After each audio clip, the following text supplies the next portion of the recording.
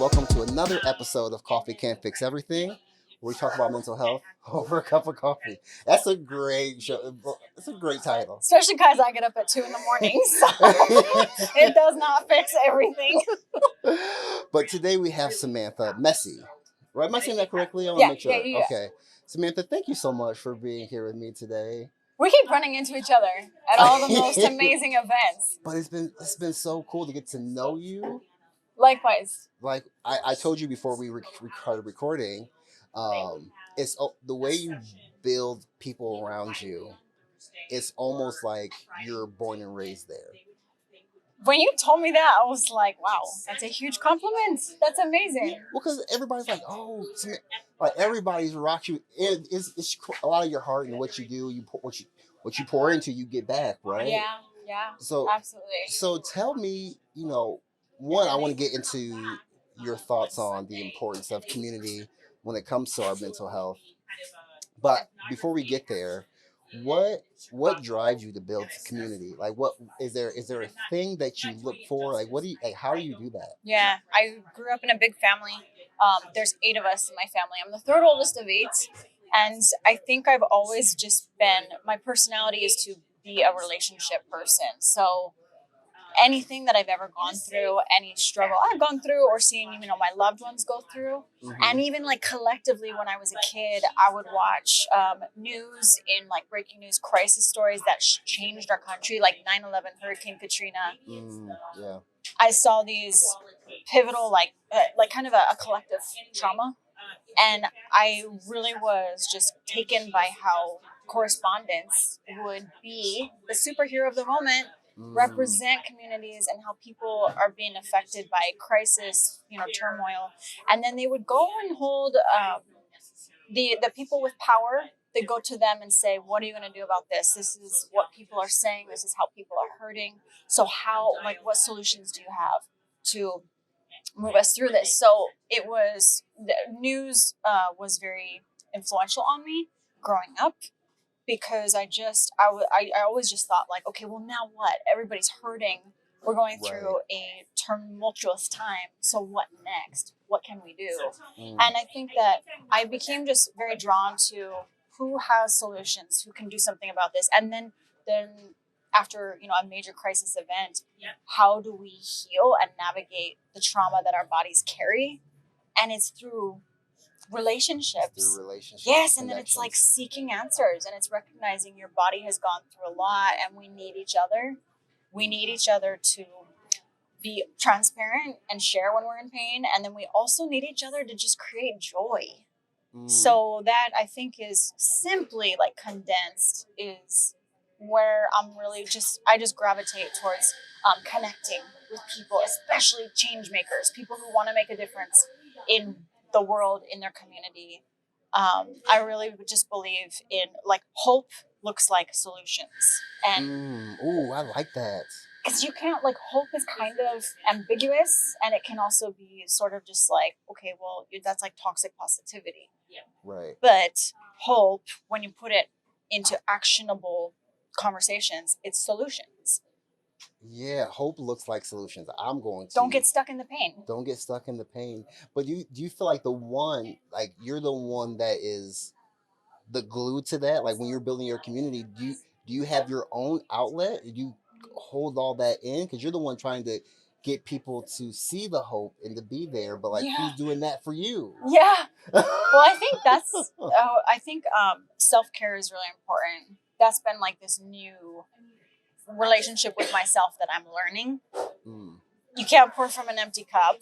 Right. So I've learned to be a lot more intentional with my own self-care when I'm not at work. What do I do with my time when I'm not at the station? And then when I am at the station, how do I navigate stress that our team has to absorb and navigate and still keep my energy in check? I become so much more aware of like how I come across on camera.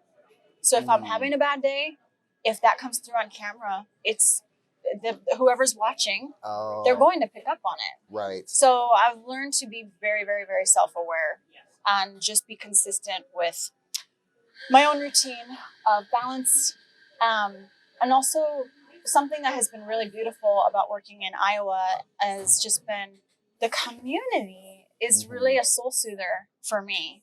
So the more that I have meaningful conversations, share a laugh with someone, feel like I'm at home and like I'm received, like you think I'm from here, that's a really amazing thing. It makes me feel like I'm exactly where I need to be, and also like I am present. Right. You know, I often talk about a lot about with my friends, and is, you know, you shouldn't be doing life alone. You should have a people that you're comfortable and safe with. If you have that community, 1000%. And I know people, and I know there are people that will be listening or watching that don't have that community. For, you know, don't have. When I say community, I'm not talking about hundreds of people. Like it could be two or three people that are in your community that are there to make you feel comfortable and safe. Have that laugh. Yes. For those listening, is there something that you feel like you do really, really well to build that community around you? Like, how can someone build their own community? I think whatever is in your heart, whatever passion that you have, even just think about your hobbies, things that make you feel just very much yourself and energized, whatever that looks like, seek out people that are into that too. That can look like anything. It can be professionally, personally, it can be a health workout routine, a book club. If you want to learn a different language, if you love getting coffee, go to your local coffee shops and just talk to your barista. Get to know the barista. I mean, I think of how I meet people when I relocate to new communities. So this is my fourth market that I have started over. Almost know no one. And like, I truly don't know who I'm talking to when I get in front of the camera. I'm just like, I don't know this community yet, but I'm stepping out in faith. I'm just going to stay in the zone. So I think start with simple things, like strike up conversation with someone next time you go get coffee. I think just be open, and then like seek out things that you're drawn to. Sometimes it can be intimidating going into social environments where you don't know anybody, they know each other, and you are the outsider. You're the yes. Yeah, it can be intimidating, and I think just don't forget, like, we all want meaningful connections. So sometimes just smiling and just putting yourself out there in whatever environment that looks like, give people a chance. Yeah, and you said it. 4 different communities, and it feels like in very different parts of the U.S. very, very different parts. Very different. Oh my gosh, of the country. So, and I do say, like, being in my work path has kind of taken me on a tour of the U.S. Yeah, very different parts, a lot of different personalities, different cultures. Yes, and having to mesh and to be a part of that. What is that? What does that feel like? What are you soaking in? Like, okay, this is what this community is like. Okay, these are the things. Like, how are you learning about these communities? Because I feel like, and the reason why I ask, one, I'm just curious myself because I feel like that is such a talent to be able to do that. But also, it's like, okay, if I want to be able to learn more about a different culture or learn more about someone else with a view that's not my own, right? And build that, like, without having any emotion behind it, any like negative emotion, right? Or being too scared to like connect with somebody. Yeah, intimidated. Yeah, intimidated, right? Like, you just really have to. Every community, you're going to the very top of the dive pool, and you're just jumping. Oh my gosh! Sometimes I'm like, can I just tip my? Are we done yet? Like, wow. Yeah. And sometimes I have always what I'm thinking of, you asking, you having different thoughts. Since I was little, I loved just getting outside, going on adventures with friends, and I think there's just this, like, the 6-year-old me is still in there, and have always been curious. I've always loved to travel.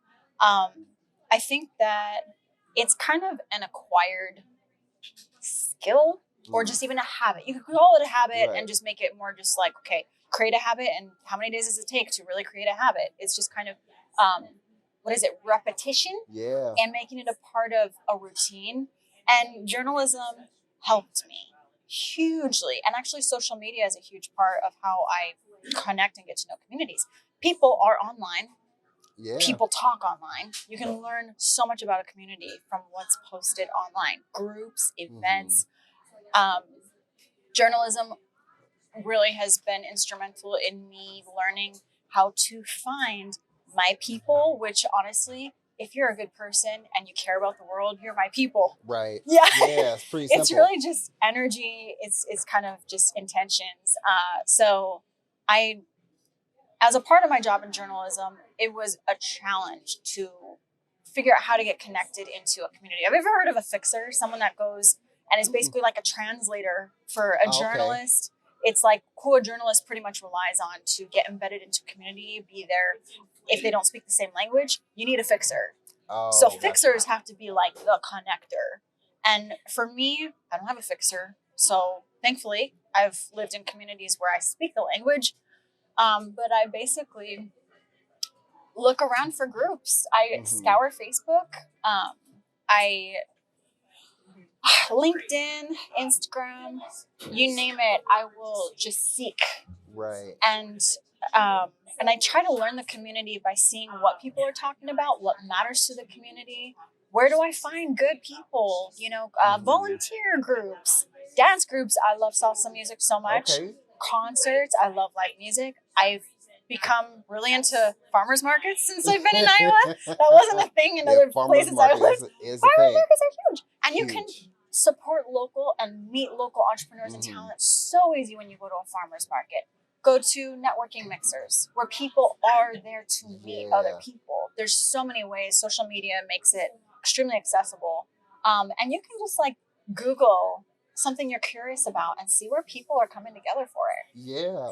What have you learned about yourself through your journey of connecting with communities? That is a journey, a lifelong journey. And what I've learned recently is I have fallen in love with just elevating change makers, people who care to make a difference in the world, whatever that looks like, people who are just freely expressing their creativity, their talents. I love telling those stories. Des Moines gave that to me. Des Moines reciprocated 1000%. In every effort I've put into this job and meeting the community, Des Moines showed me in return, like, this is a synergy. This is working. Yeah, you can tell. And it was, honestly, that's how I got familiar with you because you were like, who is this girl putting all these black folks on the news? Like, just like bopping around talking to everybody. Yeah. And like my friends are taking pictures with you, like, hey, I had that coffee with Samantha. And I'm like, okay. So not only were you like you were out here still doing the work in the community too. Yeah. And even in any black and brown community. Like you were at Latina events or Latino American events. And I'm like, yo, okay. Yeah. Like, okay, she's just not it's just not a project for you. No. Like, oh, I gotta do this for at noon. Okay, I'm just gonna do that. It was more than that. I think I've learned that it is a lifestyle. It's a purpose. Right. And I'm a person of faith. Absolutely. That's how we first met. Yeah. And I really appreciate that. Go to where you feel your heart is being drawn, and you will align with other people. I think that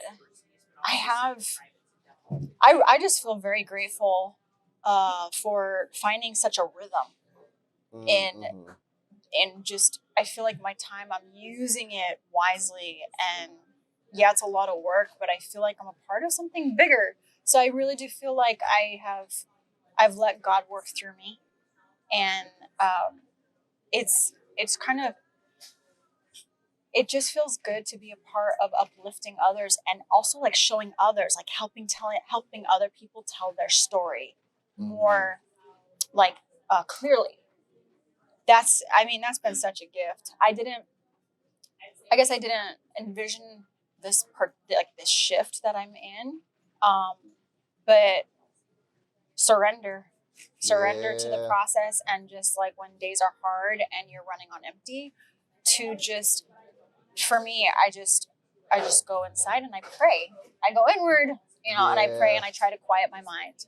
And I just have really gotten more consistent with, on a bad day, or just even a bad moment, just be like, okay, I'm dealing with some anxiety right now. I'm feeling overwhelmed. And then it's just, okay, I've gotten a lot more intentional about it's time to pray. Right. You know what I'm trying to work on, Samantha, is quieting my It's mind. really hard. It's Yo, really hard. And I it think is the so older you hard. get, sometimes it gets harder because life accumulates. Life is lifing, And you get right? more responsibility and more pressure. Most, like, that's kind of just life. That's how it goes. Yeah. And I'm coming into that phase of like, yo, recognizing I need to quiet this Yeah. thing that's going on, because there's a lot going on in life, in the world. Um and something that I have taken into practice, and reverse that. Something that I am going to start taking into practice is putting the phone down. Oh. Oh, yep. See, look. My business, my whole world is right here. Okay, so this is not just a me thing, So, this is a you thing too. it is a me thing too. Social media is a lot. The news cycle is a lot. Watching what Yes. other people are doing and comparing yourself is a lot. Is a lot. And Oh, you're constantly looking at it, doing things. it's not healthy. It's not, and And it's Samantha, not I know. normal. I What would my grandpa say if he was on social? He'd be like, "Toof, toof, the hell in a handbag." Like, Yes, yeah. it's so bad. It's gotten to the point to where I'm on my phone during my quiet time. I have a specific time. It's so automatic. It is so automatic. I even check my work emails when I'm on a day off, and I'm like, stop it. Stop it. What are we doing? Right? What are you getting from this? Like, I think it's gonna be fine till Monday. Yes. And I think for me, going back to the community piece is like finding my community where I'm not even thinking about my phone. I'm just in the moment. Yeah. And I think that's why I really enjoy having these conversations, because we're not on our phones right now. We're just talking. That's why community is so good to me, Yeah. because I'm not even Being worried present. about my phone. Yeah. I'm just present in this moment, Yes. and I'm listening. And don't you feel so good? Yes. You feel clear. Clear, and it's energizing. Yes. It's energizing. I feel that way in news and doing midday interviews. That's kind of a weird thing to say because news is pretty much recapping a swirl of conflict and polarization, crisis. I am just fascinated, though, how my brain just zeroes in and I feel fully in the moment. And I feel like I'm bringing value. I'm helping inform people. And that's been something very, like, kind of refreshing in that I don't want to sensationalize things. I don't ever want to, like, rattle people. Right. And kind of, like, be like clickbait drama. Yeah. So news has helped me kind of tame the mind and just focus. And then conversations, I live for this. And I think, like you have seen, that's come across on TV with how many people have joined me in being fully present in the Yes. moment and talking about real life issues, but also real life solutions. Yes. Yeah, I love what you said about the solutions too. That is still in my head. That's something I'm going to do. And if we don't have the solution right now, at least we're talking about, let's find one. Yes. Give it time. Think on it. Something that an older gentleman told me this week. We were talking about I'm going to DC in June for nice. Love DC. This Policy and Action Institute conference. It's a public health conference, right? Such important work. Yeah, and he was asking me if I've ever spoken to politicians. I'm like, no, I never really have. As a health equity advocate, I feel like I should. Sure. And he was like, advocating is hard, but what you got to understand is you're just planting the seed. You're not trying to change the world the next day. That's some real talk you need to hear. Yes. To, like, help you mentally prepare for what you're going to put out and then what kind of, like, response you're going to get. Yeah. Like, So what's the goal? all I when it comes to hope and solutions, I don't have to be the fixer and have the solution for it. I Take just have some to weight off your back. I just have to plant the seed. I just have to That's plant the beautiful. seed, and that is so awesome. But like going back to our conversation about community, and it's like you said earlier, just go talk to somebody. What seeds are you planting to build that community? Yeah. And it is so important, not only for hope but for our health and well-being. Just Yeah. planting the seed. I've had a lot of conversations, not necessarily cold calling, but cold messaging, cold DMing. And I'll just be like, put myself out there. I'll be like, hi, I'm not from here, new. This is at the station I work, and I see what you're doing. I would love to learn more about your work. And maybe, if you're interested, like, let's meet up for coffee. Let's Yeah. talk about what's on your mind. What do you think should be in the news? And that's created so many beautiful relationships. There's a intention behind it. Just like, oh yes, it's stemming from my job, but it's something I've developed that I'm going to do this wherever I go, even if I don't work in news. Yeah. I'm going to meet people and just intentionally spark up relationships. And I've learned so much from getting to know other people. If I think, going back to your question, what have I learned about myself? I've learned that I am a lifelong learner, and I always want to hear people's story or whatever they're navigating in life, because I feel just like this is life. Right. Like hearing where each other's at, we're all going through something.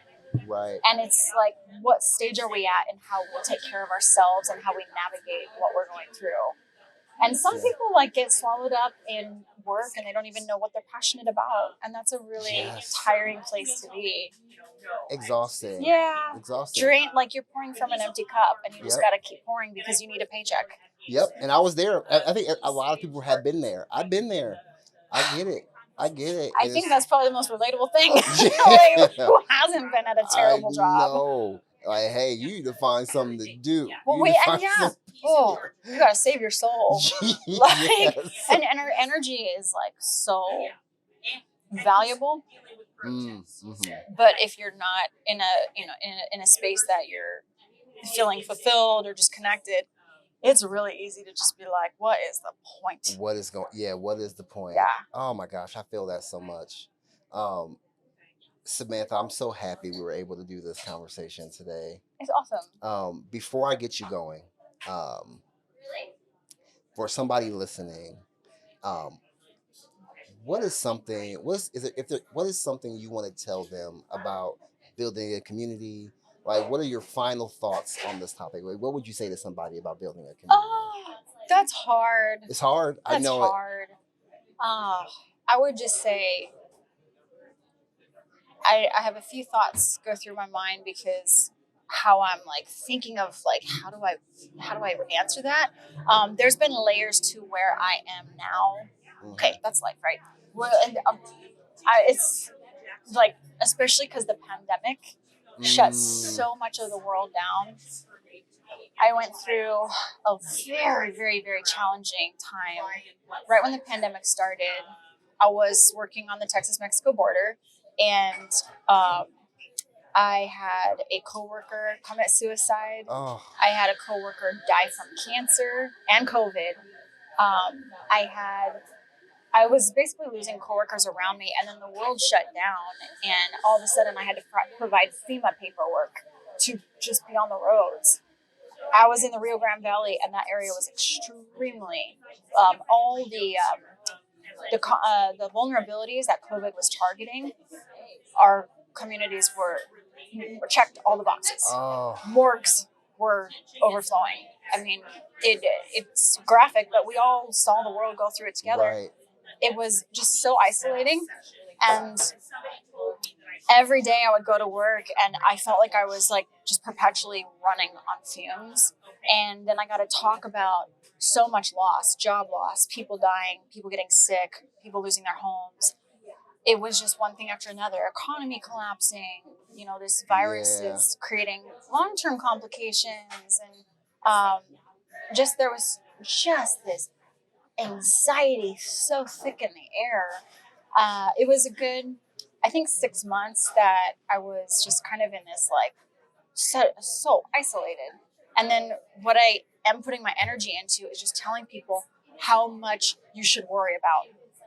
And that was so draining. It was I so can only draining. imagine. And so when I moved to Des Moines, quarantine was starting to lift. It was still a weird time to Right. move to a city, especially like trying to get to know the city. It wasn't Right. fully running. I think, and then I started getting very, very, very intentional about my own mental health and being like, okay, how do we reboot? And Right. community was where I started. Mm. And I think just especially if you're having a hard time getting out of bed, if you're having a hard time getting through the day and you're just feeling very alone, not connected, just give something a shot. Anything that sparks your interest, anything, a book club, volunteer somewhere. If you love animals, go volunteer at a shelter. Just start somewhere. Yeah. Anything that sparks joy. And then just be real with people. Just show up and just be like, hey, I'm trying to make new friends. I will say that everywhere I go. And I think you'll be surprised. Like, people are very receptive to that. Just be you. And if you feel like you've lost you, get to know you again. Like, just start. Because time is not slowing down.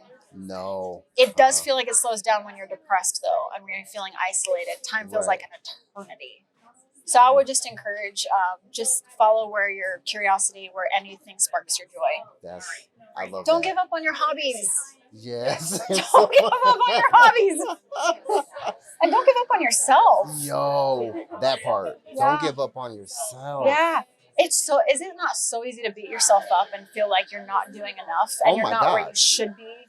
And like, where are you going? Like, is this building towards something that you, like, as a kid, you were like, I thought I'd be more than this? How many of us have been there? Yes. Right? I'm there. Yeah, we all been there. Yeah. I think it's cyclical. It comes in phases. Yeah. But the important thing is having good people around you. Yes, and then recognize it when you have and those recognizing thoughts. It. Yeah. Yes. I think, like, just not expecting yourself to be perfect and have a sense of humor. Yeah. I love that. I love that. Samantha, this was awesome. I'm so happy you said yes. I think we got to do this again. Yes. I'll call you after my last day and I'll be like, I'm having a mental crisis. I got the mics. Let's go. Okay, so to summarize, I am unemployed. Oh gosh. Again, this was an honor. Thank you so much. I really appreciate This was awesome. it. Everybody, this is Coffee Can't Fix Everything. I'm not a therapist. Samantha's not a therapist. If you need help, find help. Much respect to the therapists. Oh my gosh, shout out to them. Coffee can't fix everything, but we will try with every conversation we have. I don't think it's gonna hurt. Yes. Get you some good coffee, locally brewed. Locally brewed. Shout out to the Slowdown. By the way, to your point, you're saying like, how do you get yourself out there, put yourself out there, meet good people? I showed up to church that Sunday, and you said, "Hey, are you so and so?" And I was like, "I am." And then it was like, boom, boom, and that led to elevating the Healthy Project. Yes. And now we're here. So just right. Go to the light. Just planted the seed. Yeah. Hey. Yes. That was so cool. And we were sitting right next to each other. And I hope I didn't look crazy like I think because you look so familiar. I'm like, I think I know this girl. I get that a lot because people are like, they're like, why do I feel like I know you? And they're just like, I know you, but why? And then it just becomes like this awkward stare down. And it's like, I understand you're feeling confused right now. I am too. Do I know you? I don't want to be rude. It's like, and then I'm just like, it's all good. Well, you were so chill. You were so cool. Thank you. Really, really helped. You can thank my mom for that. There you go. Shout out to Mama. Yeah. Yes. Awesome. Thank you again, and we'll holler at you next time.